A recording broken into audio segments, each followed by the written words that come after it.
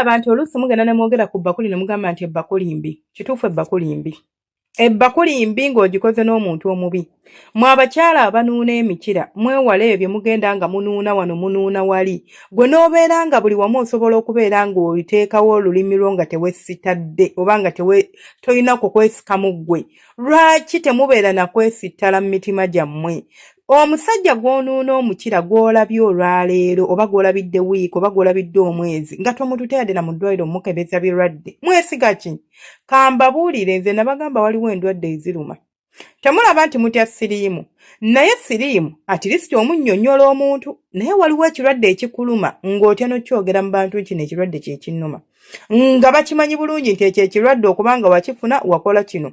Kiringa enziku. Omuntu ng'enziku ekuluma buli muntu aba akimanyi kubanga enziku si bwe bulwadde obugenda okuluma buluma kasolo.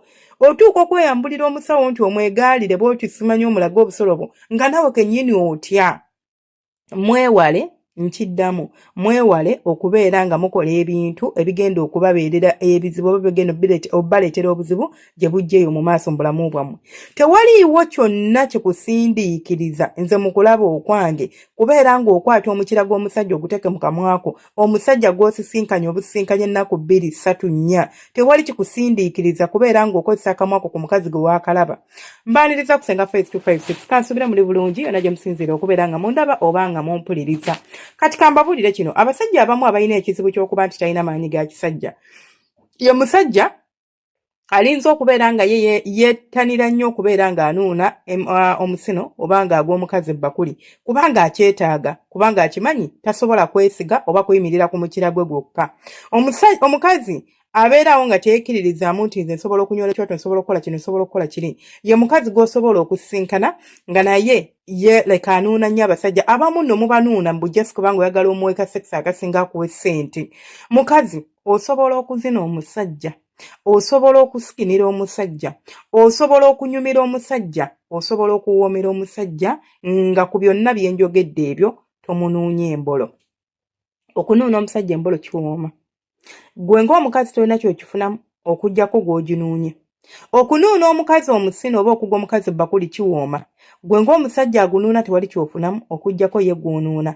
Mujja kuŋŋanze senga tombulira kubanga ebyo mwogera nze tombulira nze nja kubanuuna paka kuwulira bubi. Obulamu bwe twogerako si bwange bulamu bwammwe. W'oba nga tonnaba kufuna kirwadde kyonna ojja kubeera ogamba nze tombulira nze siva ku mbolo simanya siva kunuuna mikira simanya siva kunuuna ki. Si kibi ng'okikola n'omuntu omutuufu wabula kibi nnyo bw'obanga gwe buli mukazi gwe weebaka naye omunuuna akasolo. Akasolo k'omunuuna tomanyi kayingiddemu abantu bameka. Tomanyi mikira emeka gy'alya. Alinza n'okuba waliwo okuba nti kayingiddemu bameka nti kale bayingiramu byaggwa.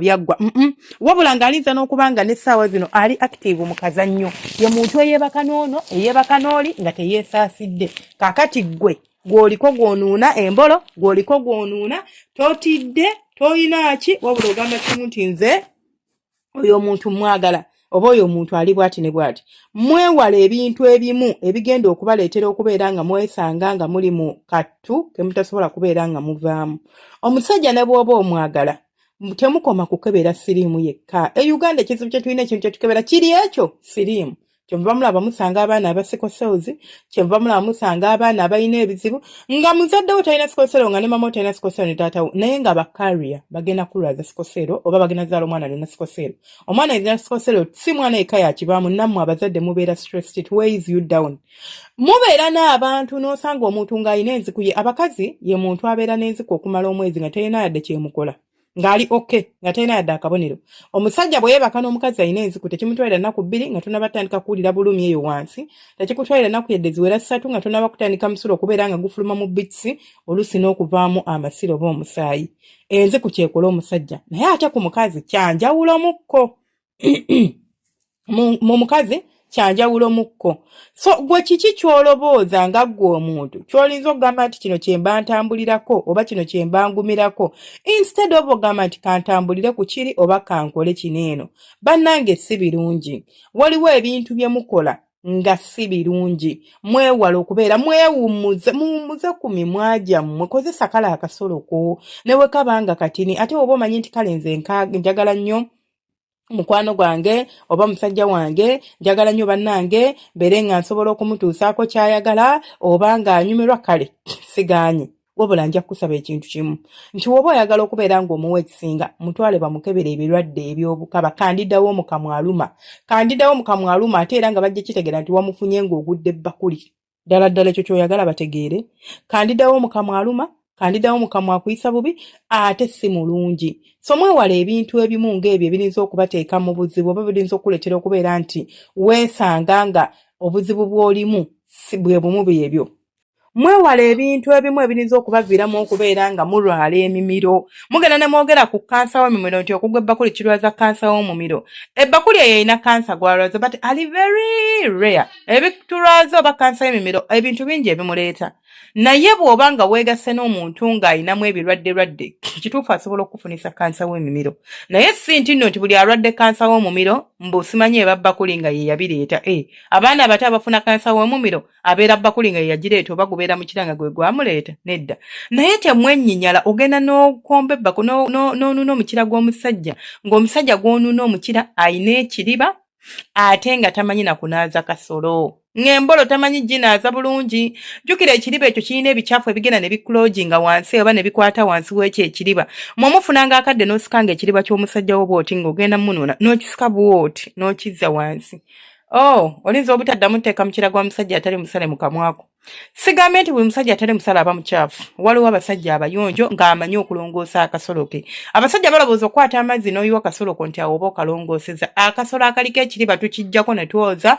ne tupantingawo bulungi ne wakala n'okisuka n'okizzaako buli bw'okireka nga tokijjeeko kikulooginga ebintu eyo gundi eyo liquid erina okubeerawo ng'ekeepingawo nga wali moisturized efuukamu weight mufuukamu ebyo bisubstance bya weight ne bikola bacteria kati just imagine nga you are swallowing a live bacteria okuva mu kasolo k'omusajja ate nga bigenda kuleetera fungus olyoka olabe bw'olwala simanyi enjala ne zibeera zitya akamwa ne kakubamu ebintu naye nga bukyafu gwe n'onuuna ogw'onu ku lw'omukaaga n'ogenda omulala naye n'omunuuna ku Monday n'ogenda omulala naye n'omunuuna ng'olina abasajja nga 4 naye abasajja bo bonna ng'obanuuna emikira olina abakazi nga 6 naye abakazi bo bonna obagwa ebbakuli bano abakazi alinza okuba nga kale tayenda naye ng'ate si muyonjo kimala kati biki by'osika ebyo by'onywa amalusu ago n'omira n'okola otya biki ebyo by'oteeka mu lubuto lwo biki ebyo by'onywa by'omanyi mujja kufuna ebirwadde